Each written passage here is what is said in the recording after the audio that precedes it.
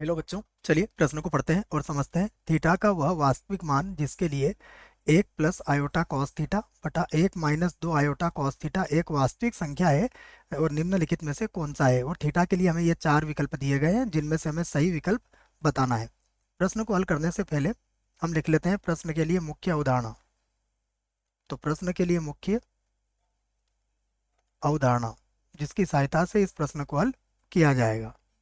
तो यहाँ पर हम जानते हैं कि यदि कॉस थीटा बराबर कॉस अल्फा हो तो इस स्थिति में जो इसका व्यापक हल ज्ञात करने का सूत्र होता है वो होता है थीटा बराबर 2n pi plus minus alpha, जहाँ n कोई भी पूर्णांक हो सकता है।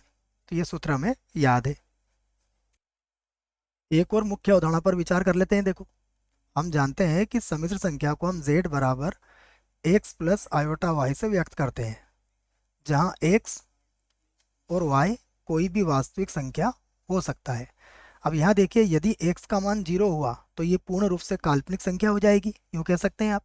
और यदि y का मान यहाँ 0 हो गया तो ये पूर्ण रूप से वास्तविक संख्या हो जाएगी। कुछ इस प्रकार की बातें हैं।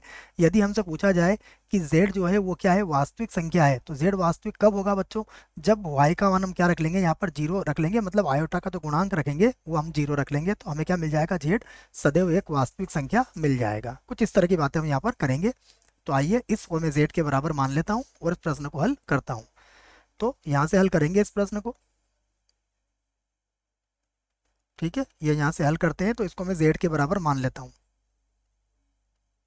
तो माना z बराबर है 1 + आयोटा कॉस थीटा, और बटे में कितना आ जाएगा, 1 - 2 आयोटा कॉस थीटा। तो क्या करेंगे, हम इसका परिमेयकरण कर देंगे। ये होगा 1 + आयोटा कॉस थीटा, यहाँ पर आ गया 1 - 2 आयोटा कॉस थीटा, और देखिए परिमेयकरण कर देंगे तो ये हो जाएगा 1 + 2 आयोटा कॉस थीटा,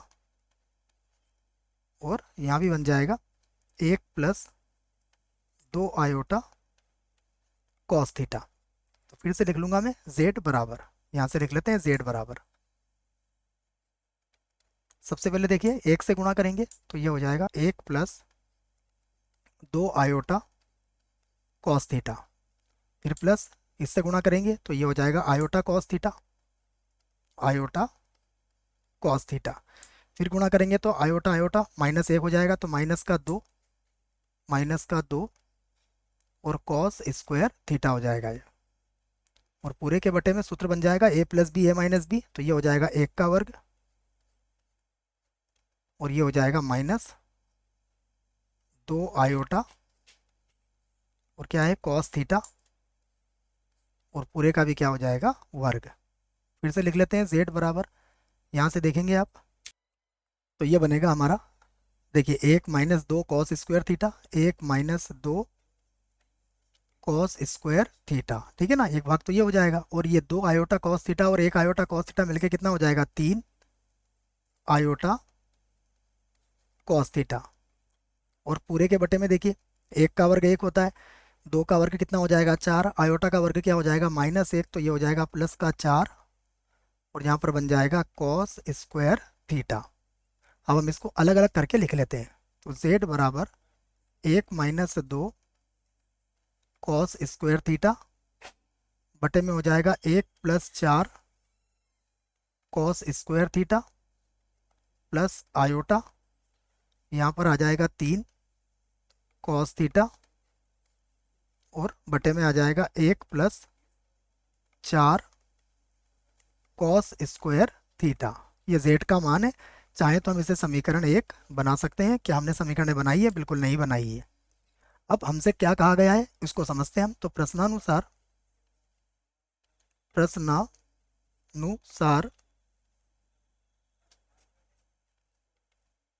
यदि z क्या है बच्चों, क्या कहा गया है, ये एक वास्तविक संख्या है। तो प्रश्नानुसार यदि z एक वास्तविक संख्या है, वास्तविक संख्या है, संख्या है, तब क्या होगा देखो, इसका जो काल्पनिक वाला भाग होगा वो 0 के बराबर होगा, तो तब हम क्या लिखेंगे, 3 कॉस थीटा बटा 1 + 4 कॉस स्क्वायर थीटा। ये किसके बराबर हो जाएगा, 0 के बराबर हो जाएगा। तो यहाँ से देखो बच्चों, 1 + 4 कॉस स्क्वायर थीटा तो 0 से गुणा होकर 0 हो जाएगा, 3 भी 0 के बटे में चला जाएगा। इसका अर्थ क्या हुआ, इसका अर्थ हुआ कि कॉस थीटा बराबर कितना आ गया, 0। तो अब हमें पता है कॉस थीटा 0 कब होता है, तो यहाँ पर लिख देता हूँ कि मैं कॉस थीटा बराबर 0 से हमारा तात्पर्य क्या है, कॉस π/2 से है। इस स्थिति में हमारा जो इसका व्यापक हल होगा थीटा का, वो क्या होगा, थीटा बराबर होगा 2n प्लस माइनस अल्फा का मान कितना हुआ, π/2, और जहाँ पर n क्या है, कोई भी पूर्णांक हो सकता है, तो थीटा का मान आ गया हमारे पास जो कि वास्तविक होगा 2n प्लस माइनस π/2। विकल्प देखते हैं कौन सा विकल्प सही होगा। तो पहला विकल्प गलत है बच्चों, दूसरा भी गलत है, तीसरा विकल्प बिल्कुल सही है, सी। तो सी हमारा उत्तर आया है इस प्रश्न के लिए, जिसको मैंने सही लिख दिया है। आशा करता हूँ बच्चों प्रश्न का उत्तर समझ में आया होगा। धन्यवाद।